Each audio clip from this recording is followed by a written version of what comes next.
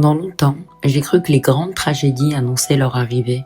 Je pensais qu'il existait forcément des signes, une intuition, une phrase étrange, une sensation particulière dans l'air, quelque chose qui nous prépare à l'impact.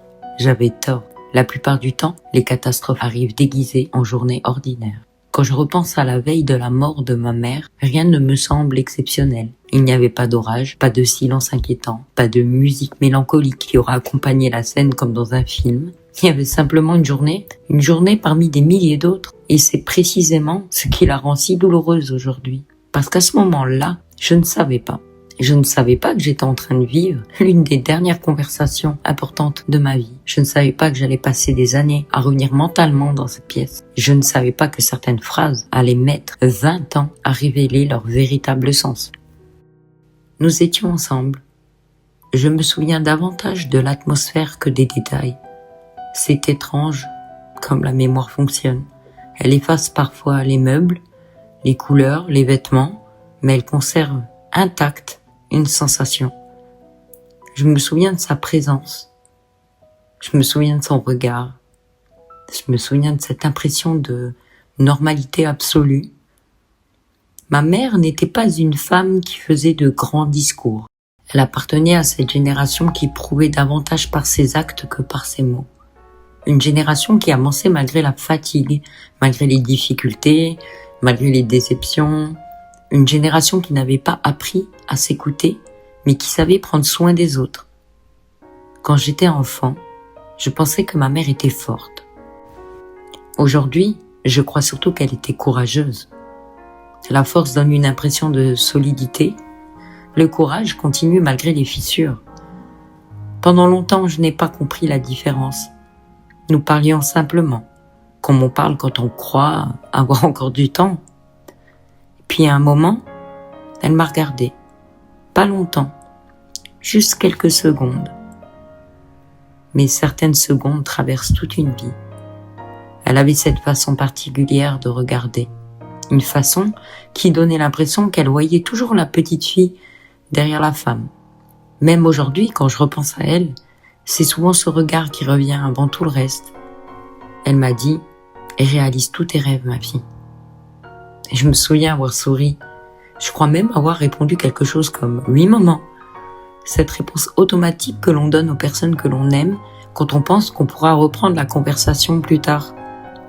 Le problème avec le plus tard, c'est qu'il finit parfois par ne jamais arriver. Alors elle a continué. Sa voix était douce, mais il y avait quelque chose de plus ferme dans son ton. Comme si elle voulait s'assurer que j'écoute vraiment. Ne laisse jamais un homme décider de ta vie. Aujourd'hui encore, je revois la scène. Je revois mon sourire, je revois ma légèreté, je revois mon ignorance. Parce qu'à ce moment-là, je ne comprenais pas vraiment ce qu'elle essayait de me transmettre. Je croyais comprendre. Comme on croit comprendre beaucoup de choses avant que la vie ne vienne nous corriger. Je n'avais aucune idée du nombre de fois où cette phrase revenait me chercher. Je n'avais aucune idée du nombre de fois où je repenserais à elle. Je n'avais aucune idée du nombre de femmes qui avaient probablement entendu la même mise en garde avant moi. Puis elle a ajouté « Sois indépendante ». À l'époque, je pensais que l'indépendance était une question d'argent, une question de travail, une question d'autonomie matérielle. La vie allait m'apprendre qu'elle parlait de quelque chose de beaucoup plus profond. L'indépendance émotionnelle, la capacité de ne pas remettre les clés de sa vie entre les mains de quelqu'un d'autre. La capacité de ne pas attendre qu'un regard extérieur décide de notre valeur. La capacité de marcher seul quand il le faut. Cette leçon-là allait me prendre des années, peut-être même une vie entière. Puis elle a prononcé la dernière phrase, la plus simple, la plus courte, la plus importante. Danse. Elle a souri, puis elle a ajouté « Danse tant que tu peux ».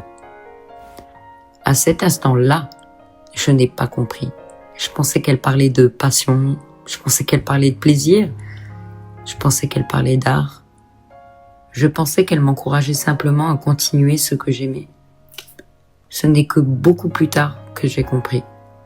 Elle parlait de survie.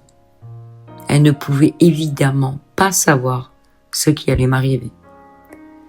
Elle ne savait pas que le lendemain, son absence allait ouvrir sous mes pieds un vide immense. Elle ne savait pas que quelques heures plus tard, je me retrouverais seule dans une cuisine avec un chagrin beaucoup trop grand pour moi. Elle ne savait pas que ce soir-là, je mettrais de la musique et je danserais, pas pour performer, pas pour progresser, pas pour créer, juste pour rester debout. Parfois je me demande encore si elle savait quelque chose que j'ignorais. Pas sa mort, je ne parle pas de ça, je parle de moi. Je demande si elle avait compris avant moi ce que la danse représenterait réellement dans ma vie. Je me demande si elle savait qu'un jour elle deviendrait un refuge.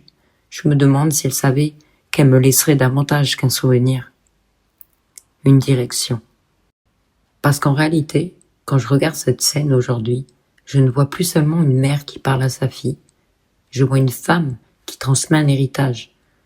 Pas un héritage matériel, pas quelque chose qui se range dans une boîte, un héritage invisible, une manière de vivre, une manière de résister, une manière de continuer.